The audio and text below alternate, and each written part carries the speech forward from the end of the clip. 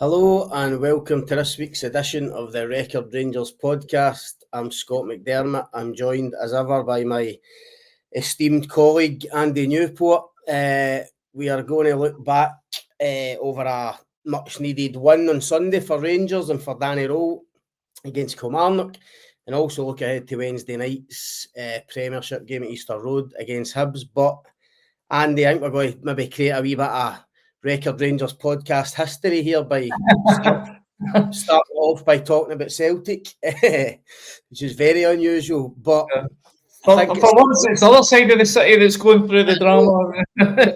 You're absolutely right. We'll sit back and laugh at some of our colleagues, Mick Gannon and McDonald running about their heads on fire for once. Usually it's us two having to do it. But you mean you didn't have any sympathy? You didn't have any sympathy for Mick and Ryan about 10 o'clock last night? No, that's terrible. I'll be honest, I don't remember too many times them stick their hands up to help us when it's Ibrox that's falling down in flames. So, I must let them run it. That thought did cross my mind as well. Obviously, bombshell news last night, not only Brendan Rodgers' resignation, then the evisceration statement for Dermot Desmond on his now ex-manager, and obviously Martin O'Neill coming in to take interim charge with Sean Maloney. I mean, first of all, well, what did you make of what happened last night? But crucially, for our purposes, what does this mean for Rangers ahead of Sunday's semi-final? Well, just first of all, in the sort of turn of events of last night, I mean, staggering. I mean, absolutely staggering. I mean, Rangers have got this reputation for being statement FC. I think that was the phrase that was used by John Bennett a couple of years ago at the AGM. But I mean, what transpired last night blows anything that Rangers have ever produced in written form right out the window, out the war. Sorry, it's just an absolute an evisceration. It's absolutely the word. Dermot Desmond. It's funny because the first statement that comes out, which was shocking enough, given that Brendan Rodgers said only a couple of days ago that he was still full of motivation, still determined to lead this Celtic team to trophies and silverware this season. The first statement comes out and thanks him for all his duties and, what a great job he's done over two spells. Then the majority shareholder comes out and just leaves him without a name. I mean, staggering. I mean, for me, it looks like Dermot Desmond's getting his retaliation in first. I'm sure Brendan Rodgers is going to come out swinging. I'm not sure there's been an NDA or anything like that agreed. I would fully expect to see Brendan Rodgers come out and have his say unbridled without the need to try and protect the board, which I think, in fairness to him, he did try to do at times this season before his frustrations obviously boiled over in the last few weeks. But I think the whole narrative around Brendan Rodgers towards the end of the transfer window was that he was doing too much to sort of protect the board. So for him to have his character questioned in the way he did last night is simply mind-blowing. What it means for Rangers, I mean, the big thing now is you get Martin O'Neill coming in at 73, hasn't managed for 6 years, a very short, ill-fated stint as Nottingham Forest manager back in 2019, I think it was his last spell in management. Obviously, there's Sean Maloney in there as well. I think I can understand Celtic fans' frustration. You're bringing a guy who hasn't managed for 6 years and is a beast of a different era. He was a hugely successful manager of Celtic back in the day, but that's a long time ago. You're nearly a quarter of a century ago now.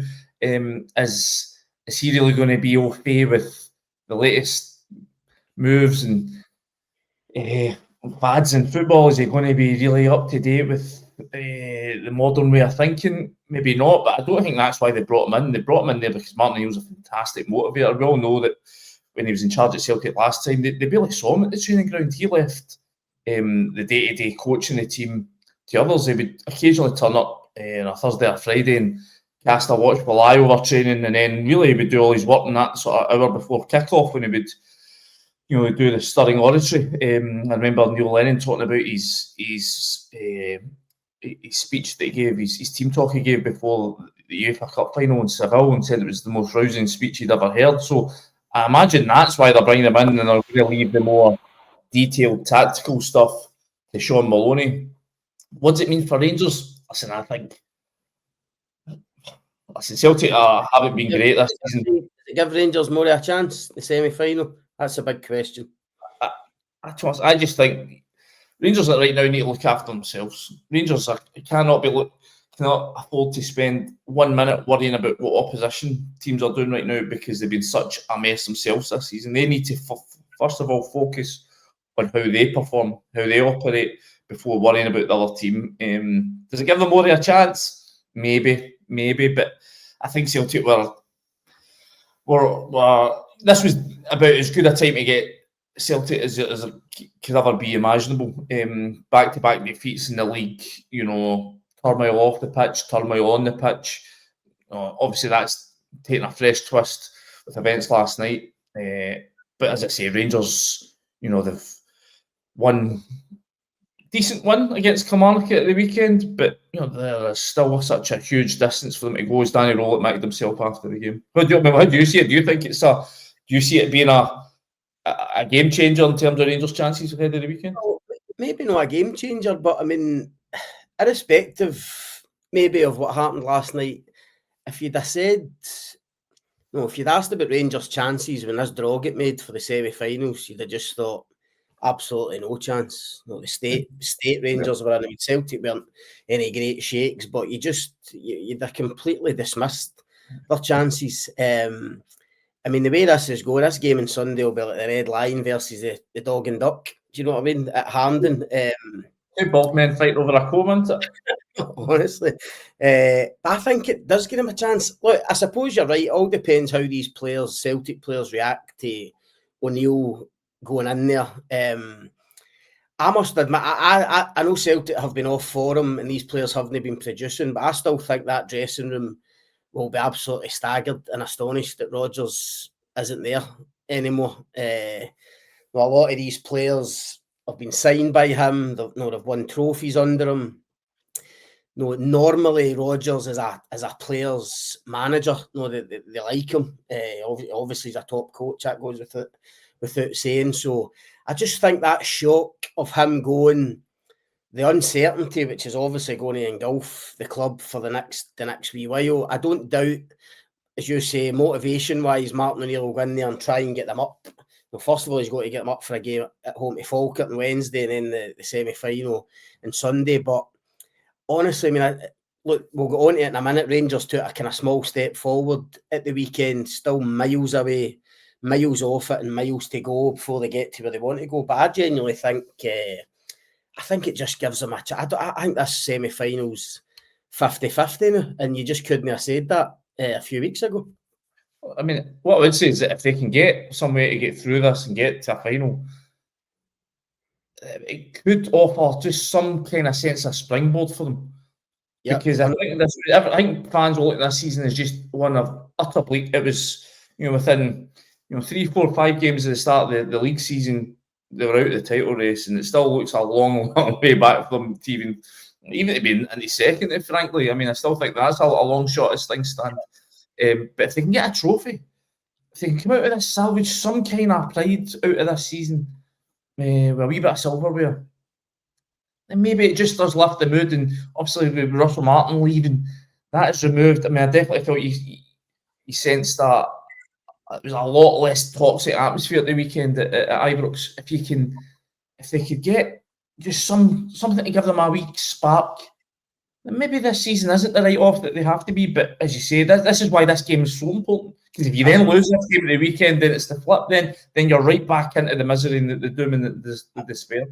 That's what I was going to say. That just makes this game on Sunday huge for both of these clubs, because you're right. I mean, listen, no disrespect to Motherwell or St Mirren, but Rangers and Celtic surely have to feel if they win this semi-final, they've got a massive chance to go and lift the trophy. And we've seen it before, even when Neil Firm of maybe the ropey start to the season, winning that first trophy, first silverware, it does give everybody at the club a massive boost. I just don't think you can underestimate that. And look, the flip side, possibly Celtic being the best example of that.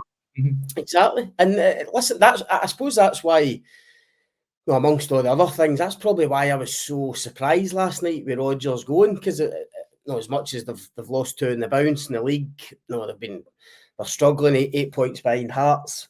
You're thinking, 6 days or so before a semi-final, and if they beat Rangers, you've got to think Celtic going to win the trophy, and that can change everything. That just changes the landscape. So I suppose it'll be the same for Martin O'Neill going in there, and he'll probably think, God, if I can win these first 2 games, what a boost it's going to give everybody, and I'm going to have a chance. And it's the same probably for Danny Rohl in Rangers now. Obviously they need to get through these midweek games, and we'll go on to the Hibs game in a minute. But I touched on it there, the Killie game on Sunday.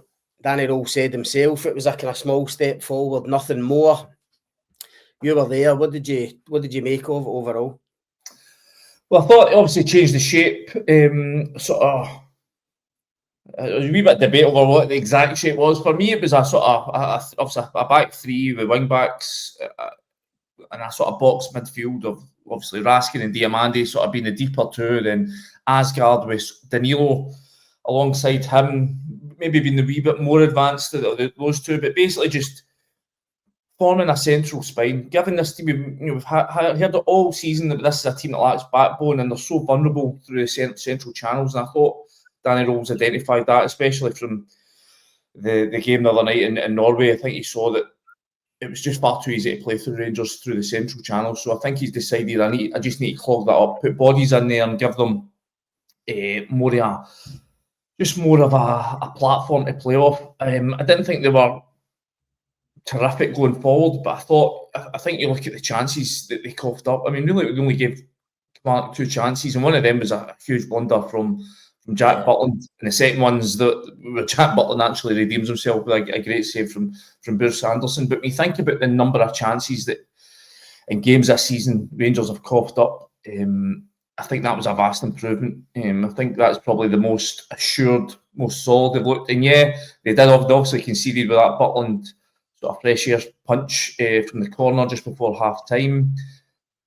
But what also I think you noticed about the place was the atmosphere didn't get as toxic as it would have had under Russell Martin. As soon as there was a setback, the place just seemed to give up on the team. I think the fans stuck with them.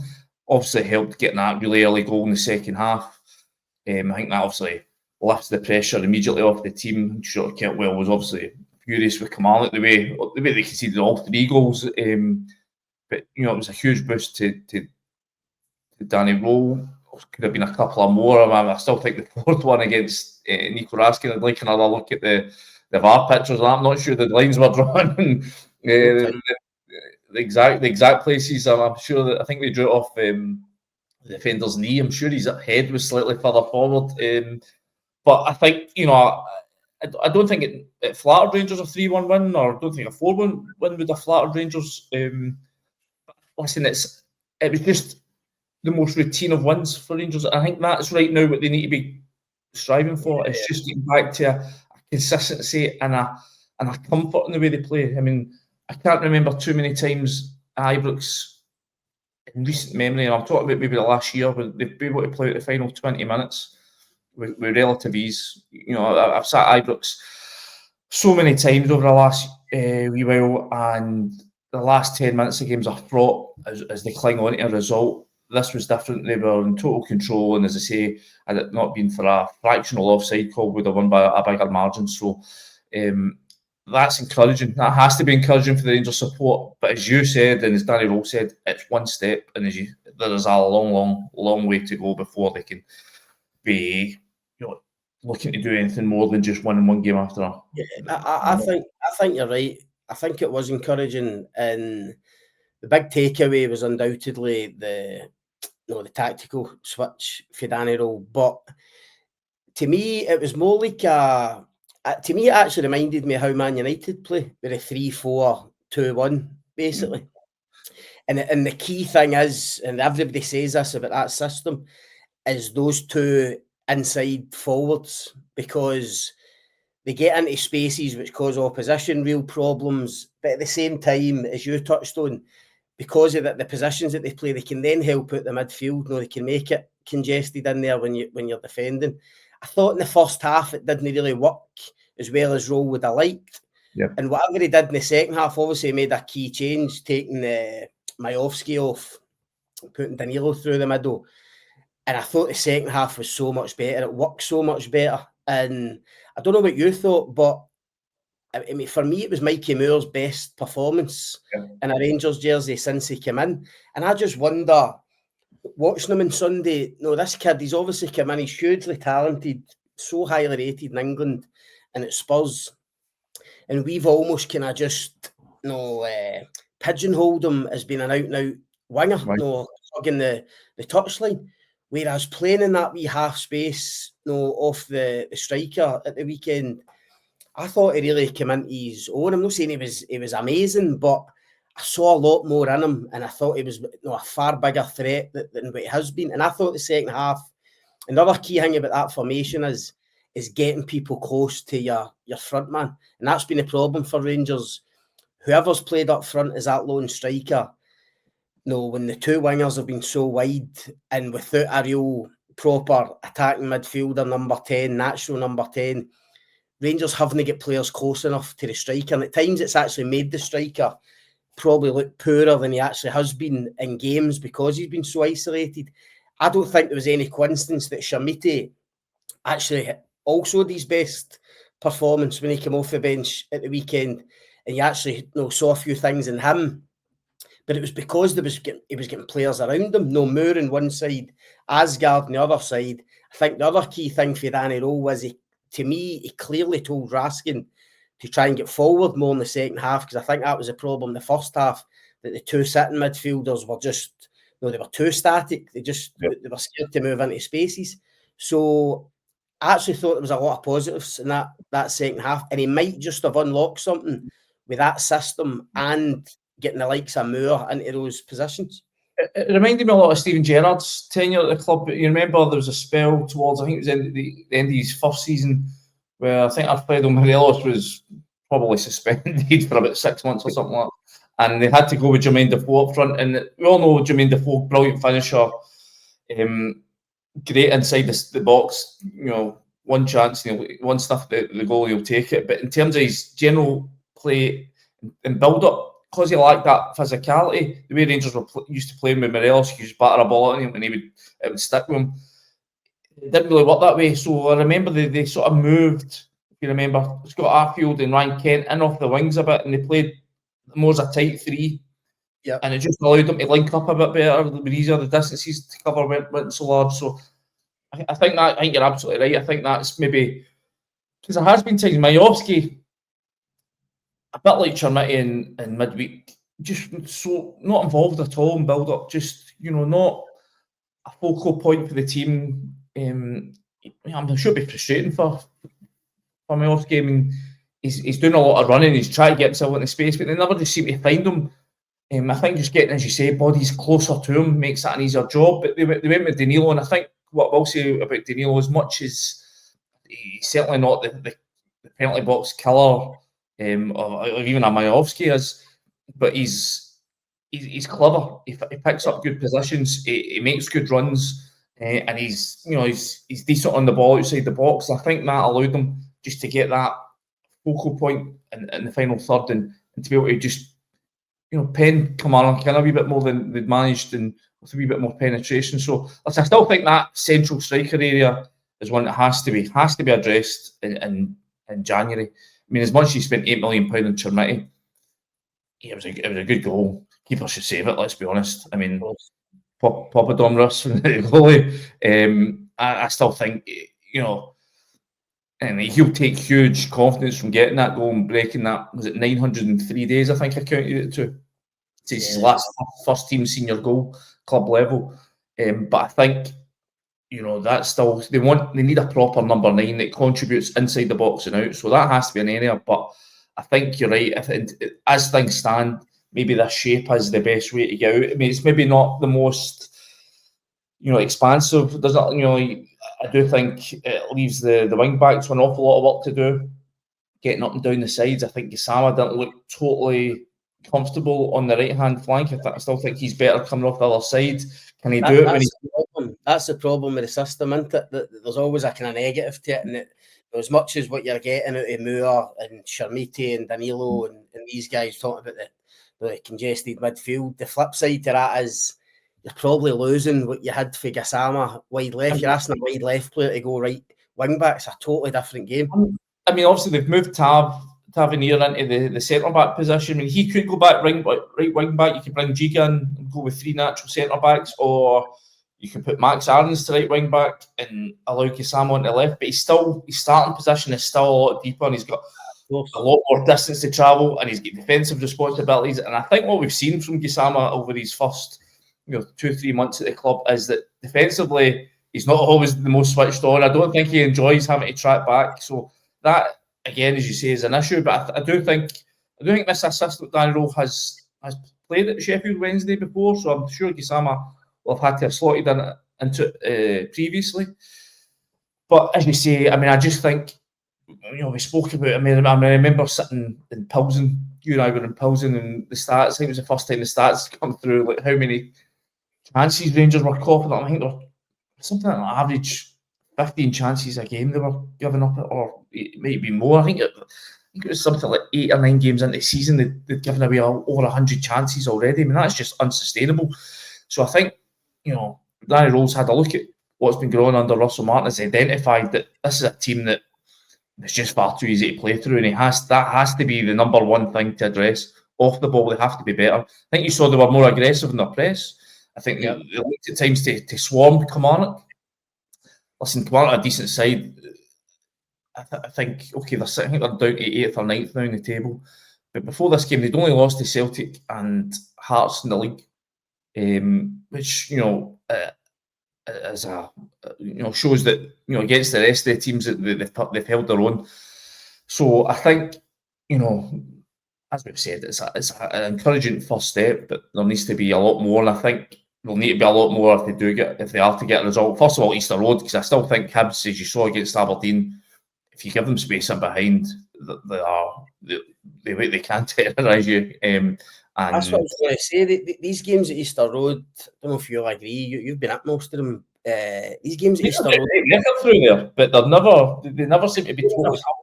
The games are so open through there, aren't they? It always seems chances.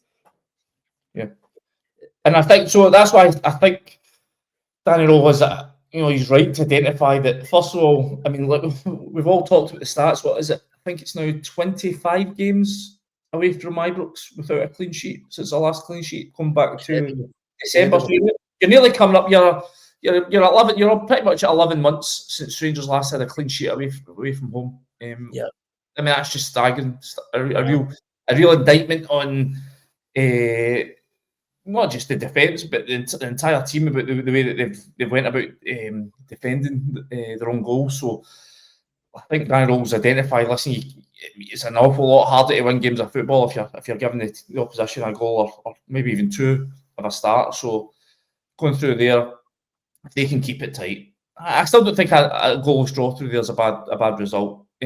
All things told, given the situation at the club, the need for a clean sheet, I think it really has to be about back to basics. I spoke to Barry Ferguson last week while we were doing his column, and he said it has to be about going back to basics. Walter Smith would have no issue at all about setting Rangers up and making them difficult to beat, tight, compact, if it meant they could get a result. And I think, given where Rangers are right now, I think that's entirely right. That's entirely the approach they should be taking.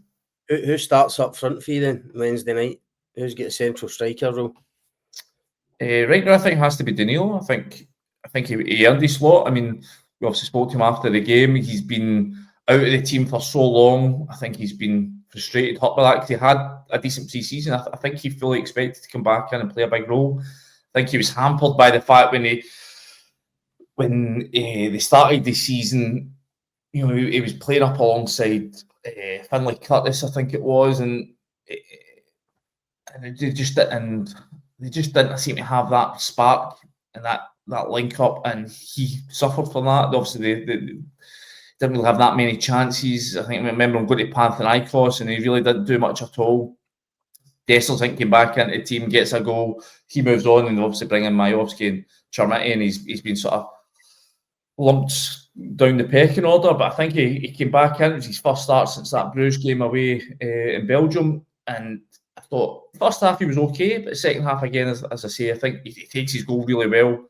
Clinical header, a lot to do with it, but squeezes it in off the post. But I think, just as I say, his movement, his ability to link up with the rest of the team, his intelligence of his runs and his movement off the ball means, for me, I think he has to start. As I say, I don't think he's the answer. I don't think he's been the answer since he came here. He's had spells where early on under Philippe Clement, I thought, oh, maybe he could be a proper Rangers number 9. I don't think he's ever. I just don't think he's getting that killer attitude that you want in a proper centre forward. But I think for now, I think he's the best of the 3 options.